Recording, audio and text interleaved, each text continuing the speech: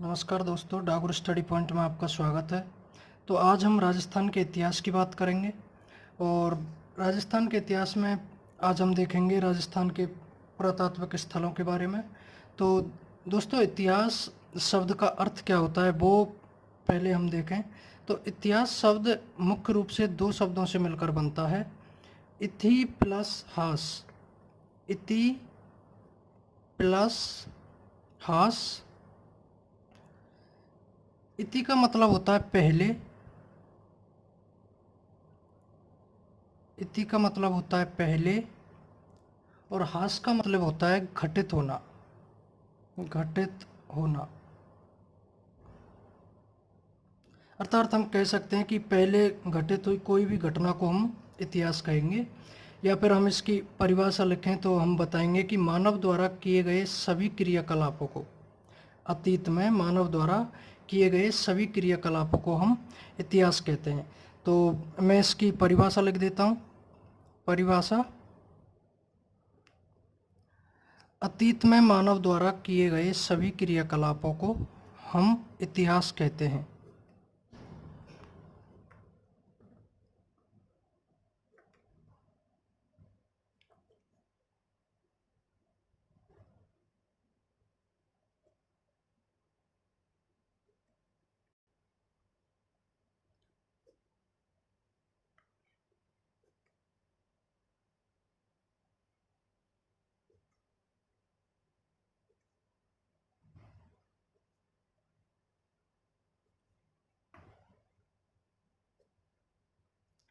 तो दोस्तों, देखा हमने कि इतिहास शब्द का अर्थ क्या होता है।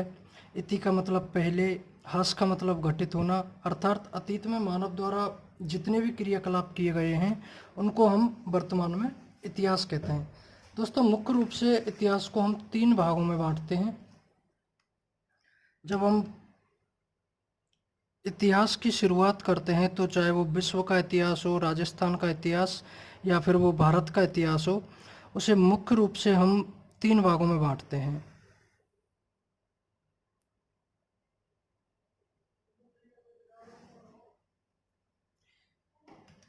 पहला जो अपना होता है वो होता है प्रागैतिहासिक काल।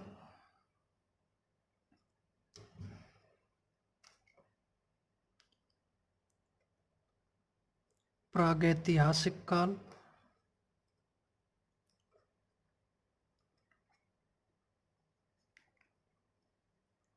दूसरा होता है आद्यैतिहासिक काल।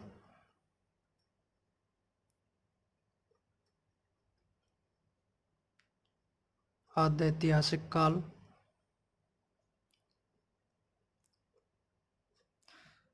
और दोस्तों, जो तीसरा काल है उसे हम कहते हैं ऐतिहासिक काल। ऐतिहासिक काल।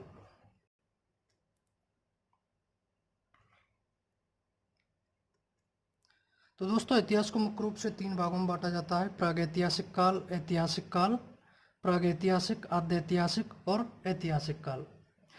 पहले दोस्तों हम इन तीनों की परिभाषा देखते हैं, उसके बाद एक एक को विस्तार से पढ़ेंगे। प्रागैतिहासिक काल का अर्थ होता है दोस्तों कि हमें प्रागैतिहासिक काल से किसी भी प्रकार की कोई भी प्रमाणिक या लिखित जानकारी हमें इस काल से प्राप्त नहीं होती है। अर्थात इस काल से हमें किसी भी प्रकार की प्रमाणिक, किसी भी प्रकार की प्रमाणिक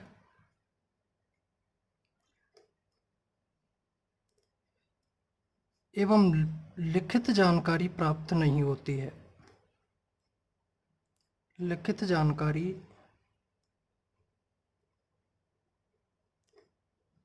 प्राप्त नहीं होती है।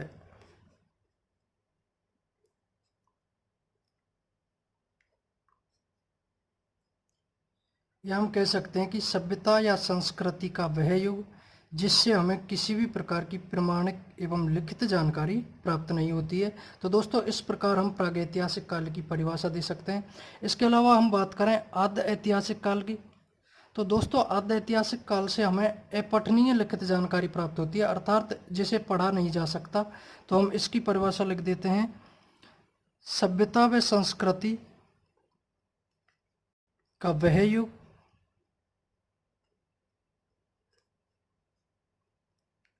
सभ्यता व संस्कृति का वह युग जिससे हमें अपठनीय लिखित जानकारी प्राप्त होती है। अपठनीय लिखित जानकारी,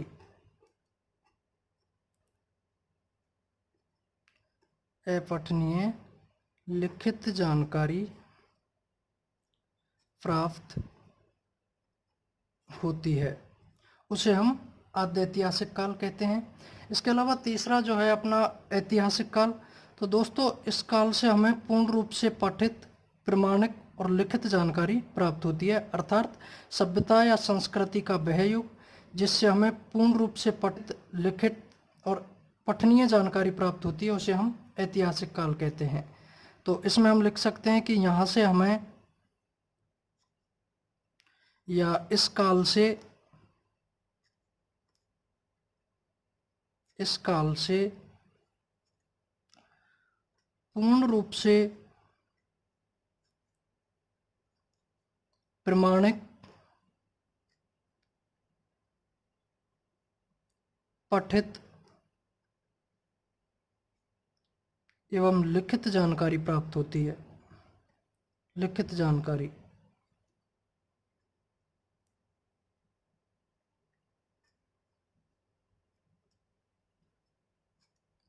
लिखित जानकारी प्राप्त होती है।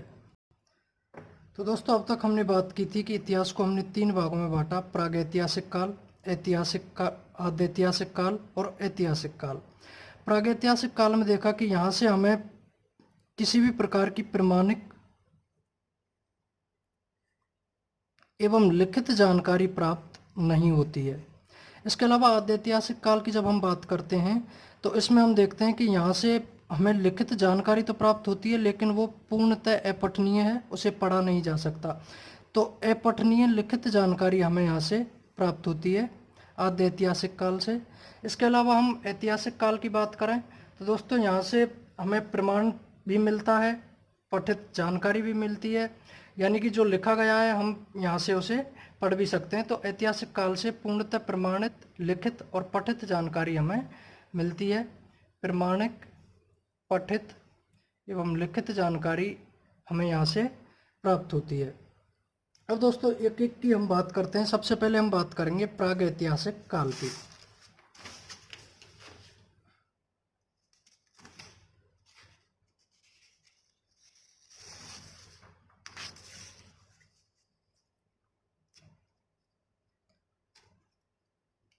तो दोस्तों प्रागैतिहासिक काल की हम बात करते हैं।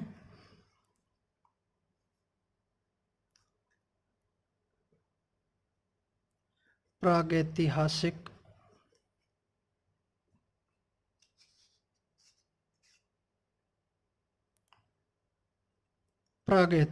काल।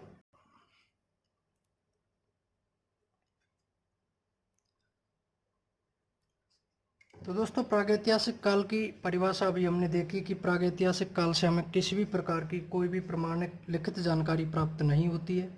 प्रागैतिहासिक काल का, प्रागैतिहासिक जो शब्द है, इस शब्द का सर्वप्रथम प्रयोग, प्रागैतिहासिक शब्द का सर्वप्रथम प्रयोग किसने किया वो हम देख लेते हैं। सर्वप्रथम प्रयोग। तो दोस्तों प्रागैतिहासिक जो शब्द है इसका सर्वप्रथम प्रयोग 1851 ईस्वी में डैनियल विल्सन के द्वारा किया गया। 1851 ईस्वी में Daniel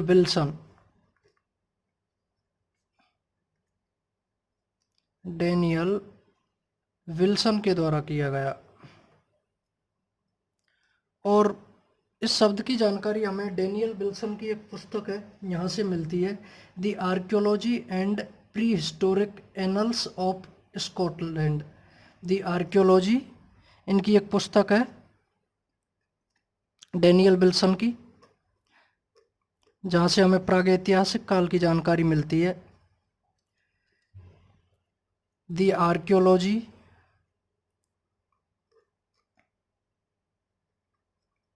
the archaeology and prehistoric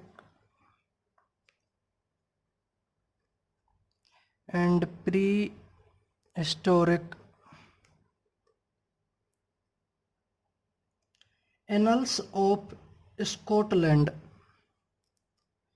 annals of Scotland, Scotland. तो दोस्तों प्रागैतिहासिक शब्द का प्रयोग सर्वप्रथम 1851 ईस्वी में डैनियल विल्सन ने किया। डैनियल विल्सन की एक पुस्तक है the archaeology and prehistoric annals of Scotland. अब यहाँ से इस काल की परिभाषा हमने देखी, इस शब्द की जानकारी हमने कहाँ से प्राप्त की वो हमने देखा। तो अब हम देखते हैं कि प्रागैतिहासिक काल से हमें जानकारी क्या मिलती है। जानकारी,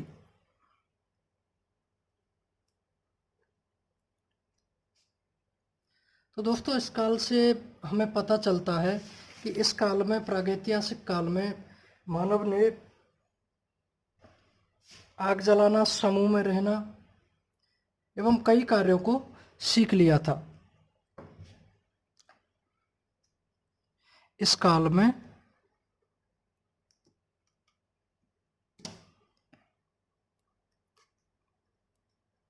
प्रागैतिहासिक काल में मानव को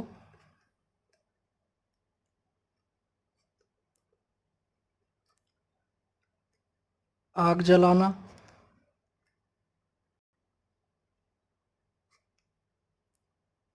पशुपालन एवं समूह में रहने की जानकारी प्राप्त हुई।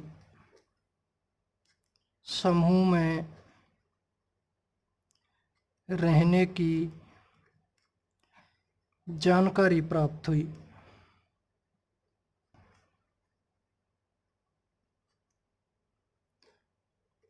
तो दोस्तों प्रागैतिहासिक जो काल है, इस काल में मानव को आग जलाना, पशुपालन एवं समूह में रहने की जानकारी प्राप्त हो गई। यानी कि मानव पशुपालन करने लगा, आग का प्रयोग किया और मानव अब समूह में रहने लग गया। इसके अलावा दोस्तों हमें प्रागैतिहासिक काल से जानकारी मिलती है कि इसी काल में विश्व का प्रथम वैज्ञानिक आविष्कार अर्थात मानव ने पहिए का आविष्कार किया। पहिए का आविष्कार,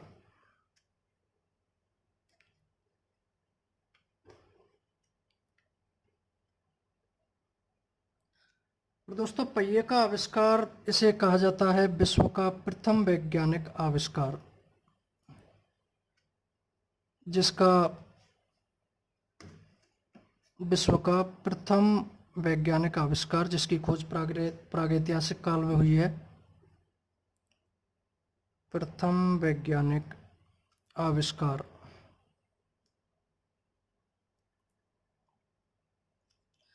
इसके अलावा दोस्तों और प्रागैतिहासिक काल की यदि हम बात करें तो सर्वाधिक जो हमें यहाँ से सामग्री प्राप्त होती है या औजार प्राप्त होते हैं मानव निर्मित, वो हमें पत्थर के प्राप्त होते हैं और इसी कारण प्रागैतिहासिक काल को पाषाण काल भी कहा गया है। तो प्रागैतिहासिक जो काल है इसे कहा जाता है पाषाण काल। पाषाण काल, पाषाण काल इसे क्यों कहा गया? क्योंकि यहाँ से सर्वाधिक पत्थर की सामग्री प्राप्त होती है। सर्वाधिक पत्थर की जानकारी प्राप्त होती है। पत्थर के औजारों की या पत्थर की बनी सामग्री यहाँ से प्राप्त होती है। इस कारण इस काल को हम पाषाण काल कहते हैं।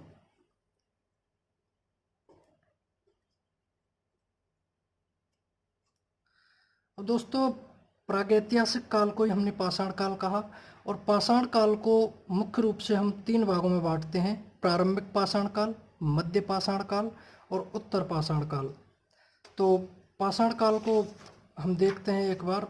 इसे 3 भागों में मुख्य रूप से बांटा गया है।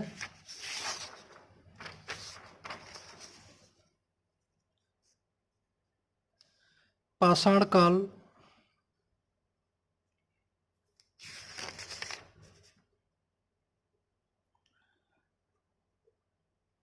पाषाण काल, या इसी को कहते हैं आद्य ऐतिहासिक, प्रागैतिहासिक काल, प्रागैतिहासिक काल। तो दोस्तों पाषाण काल को मुख्य रूप से हमने 3 भागों में बांटा।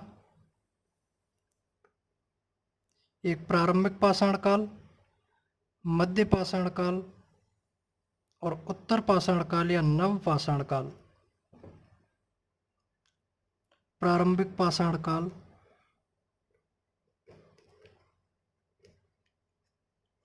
प्रारंभिक पाषाण काल, मध्य पाषाण काल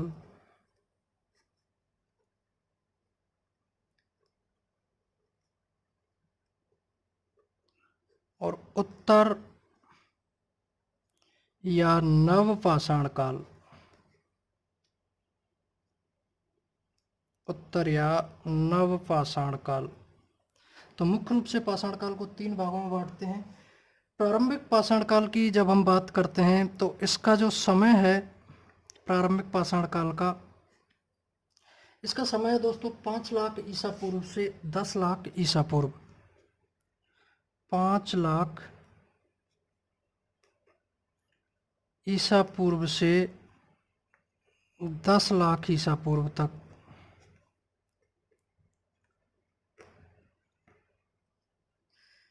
इसके अलावा दोस्तों प्रारंभिक पाषाण काल की यदि हम बात करें तो यहाँ इसी काल से हमें मानव के सबसे प्राचीन उपकरण प्राप्त होते हैं।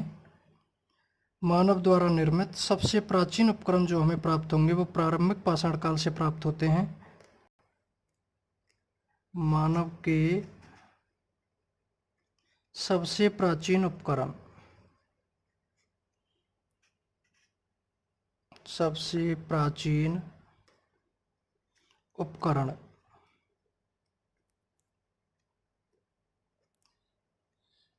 हस्त कुठार और खंडक नामक 2 उपकरण हमें प्रारंभिक पाषाण काल से प्राप्त होते हैं, जो मानव के सबसे प्राचीन उपकरण भी कहे जाते हैं। हस्त कुठार एवं खंडक।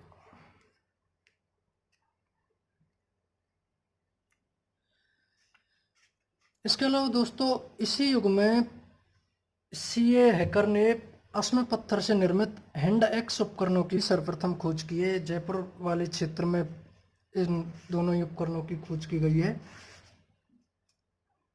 तो दोस्तों इसी युग में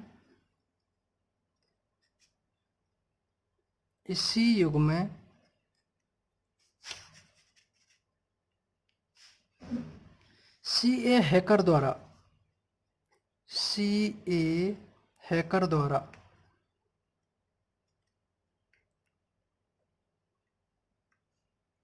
असम पत्थर से निर्मित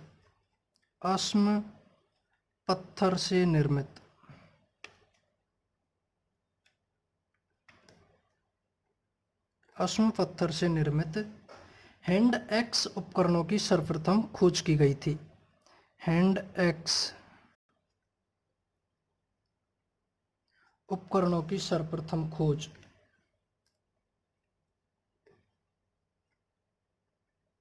हैंड एक्स उपकरणों की सर्वप्रथम खोज।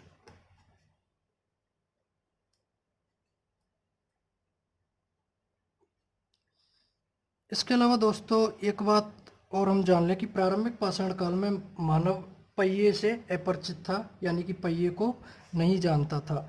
तो प्रारंभिक पाषाण काल में मानव पहिए से अपरिचित था। मानव पहिए से अपरिचित था।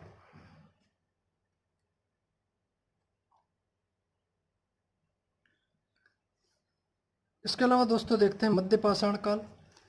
तो मध्य पाषाण काल को हम तुलनात्मक रूप से यदि देखें या प्रारंभिक पाषाण काल की तुलना में देखें तो अपेक्षाकृत यहाँ से औजार छोटे और मुलायम हमें प्राप्त होते हैं।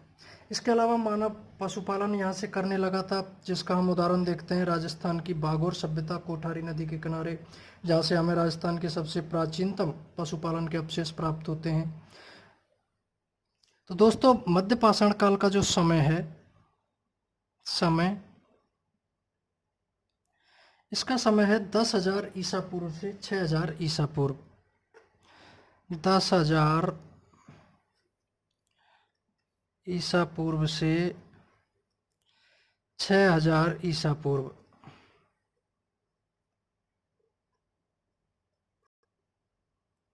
इसके अलावा दोस्तों हम बात करते हैं कि यहाँ पर अपेक्षाकृत औजार छोटे एवं मुलायम मिले हैं। अपेक्षाकृत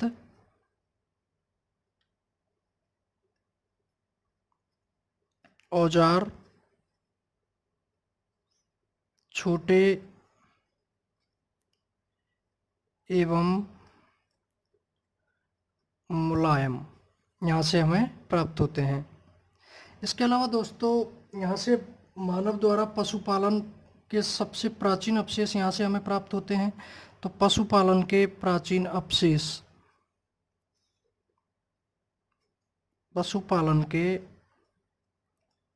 प्राचीन अवशेष यहाँ से हमें प्राप्त हुए हैं। और इसका यदि हम उदाहरण देखें तो बागोर की सभ्यता हम देखते हैं कि राजस्थान में सबसे प्राचीन पशुपालन के अवशेष यहीं से प्राप्त होते हैं। बागोर सभ्यता जो कि भीलवाड़ा जिले में है, कोठारी नदी के किनारे, कोठारी नदी के किनारे।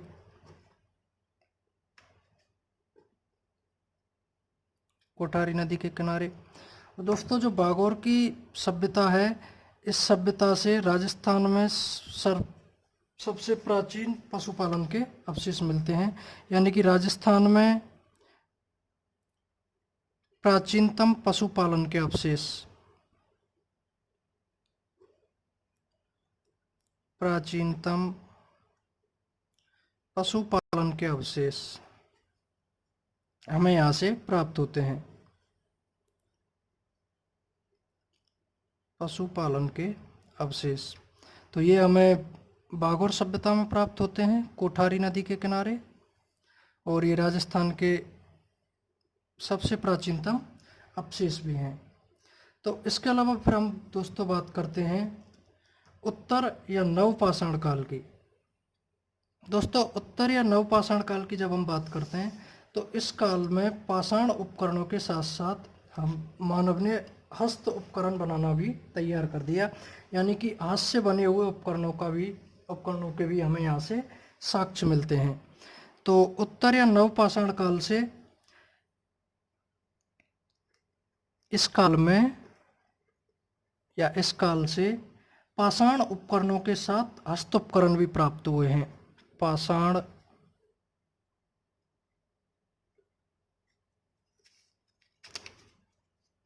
उपकरणों के साथ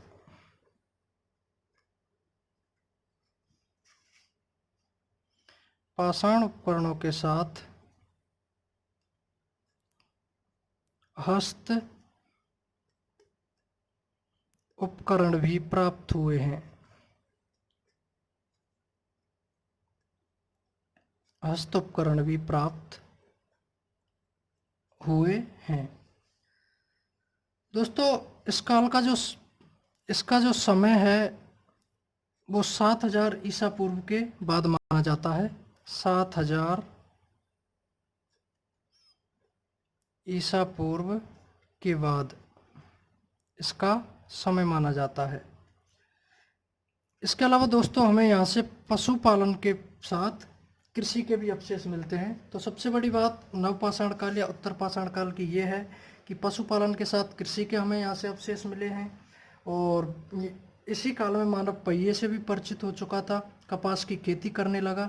यानी कि एक प्रकार से हम कह सकते हैं कि इस युग में व्यवसाय के आधार पर जाति व्यवस्था का मानव में पूर्णतः सूत्रपात हो गया। तो पशुपालन के साथ कृषि के अवशेष यहाँ से हमें प्राप्त हुए हैं। पशुपालन के साथ मानव यहाँ पर कृषि भी करने लगा। इसके अलावा इसी काल में या उत्तर या नवपाषाण काल में मानव पहिए से परिचित हो गया। हमने देखा कि प्रारंभिक पाषाण काल में मानव पहिए से अपरिचित था। उत्तर उत्तर या नवपाषाण काल में मानव पहिए से परिचित हो गया। पहिए से परिचय, तो मानव का पहिए से जो परिचय होता है वो उत्तर या नवपाषाण काल में मानव पहिए से परिचित हो जाता है। इसके अलावा यहाँ कपास की खेती करने लगा मानव, कपास की खेती।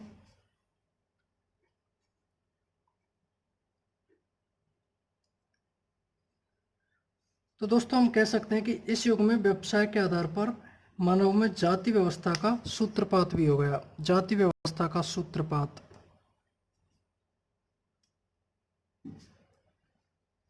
जाति व्यवस्था का सूत्रपात। और दोस्तों इसीलिए गार्डन चाइल्ड ने इस युग को पाषाणकालीन क्रांति कहा है। गार्डन चाइल्ड ने इस युग को पाषाणकालीन क्रांति कहा है। गार्डन चाइल्ड ने इस युग को पाषाणकालीन क्रांति कहा है।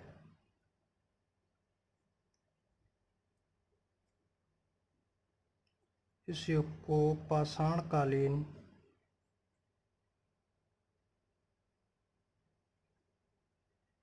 क्रांति कहा है।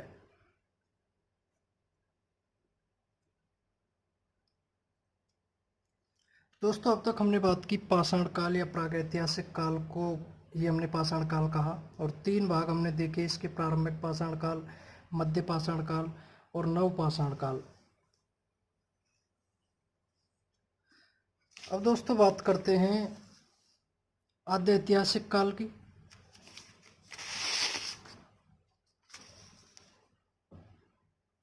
दूसरा जो हमने देखा था आद्य ऐतिहासिक काल।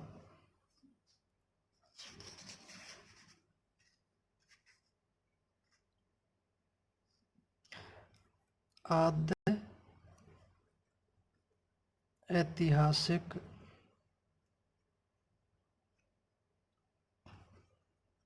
काल। तो दोस्तों इस काल की विशेषता यह है कि इस काल में हमें लिखित साक्ष्य तो प्राप्त होते हैं लेकिन वो अपठनीय हैं, यानी कि अपठनीय लिखित साक्ष्य प्राप्त होते हैं। अपठनीय लिखित साक्ष्य हमें यहाँ से प्राप्त होते हैं।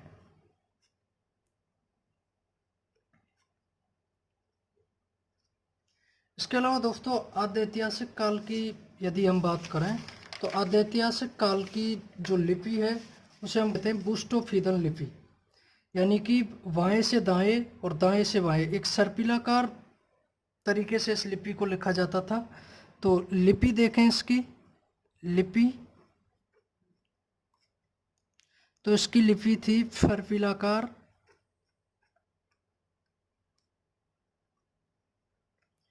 या बुस्टोफिदन लिपि, बुस्टोफिदन लिपि। दोस्तों यह लिपि इधर से इस प्रकार लिखना शुरू करते थे, उसके बाद दाएं से बाएं और बाएं से दाएं, तो एक सर्पिलाकार तरीके से इस लिपि को लिखा जाता था, यानी कि बाएं, बाएं से दाएं और दाएं से फिर पुनः इधर बाएं, तो इस प्रकार इस लिपि को लिखा जाता था। दोस्तों भारत और राजस्थान के संदर्भ में सिंधु घाटी और वैदिक सभ्यता इसी युग की देन है, दोनों आद्य ऐतिहासिक काल की सभ्यता है। तो सिंधु घाटी सभ्यता भारत के संदर्भ में यदि हम बात करें, और सिंधु घाटी सभ्यता की ही तीसरी राजधानी है कालीबंगा सभ्यता। तो कालीबंगा सभ्यता जो राजस्थान के हनुमानगढ़ जिले में है वो आद्य ऐतिहासिक काल की ही सभ्यता है, और क्योंकि सिंधु घाटी सभ्यता के समकालीन थी कालीबंगा सभ्यता। और इसके अलावा वैदिक सभ्यता, तो सिंधु घाटी सभ्यता और वैदिक सभ्यता दोनों आद्य ऐतिहासिक काल की देन, यानी कि आद्य ऐतिहासिक काल की सभ्यता है। इसके अलावा दोस्तों आद्य ऐतिहासिक काल में लोग बस्तियां बनाकर रहने लगे। लोग बस्तियां बनाकर रहने लगे। और इसी के साक्ष्य हमें प्राप्त होते हैं कालीबंगा सभ्यता में एक नगरीय सभ्यता थी, बस्तियां बनाकर रहने लगे।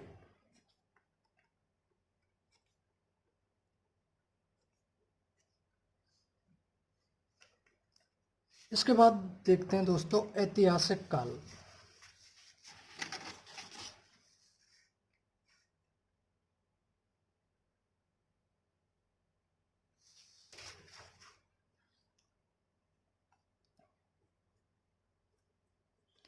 ऐतिहासिक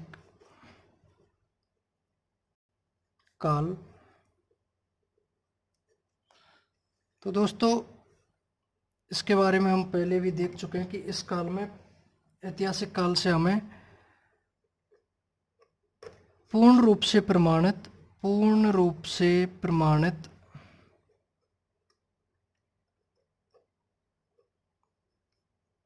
पठित एवं लिखित जानकारी प्राप्त होती है। लिखित जानकारी प्राप्त होती है।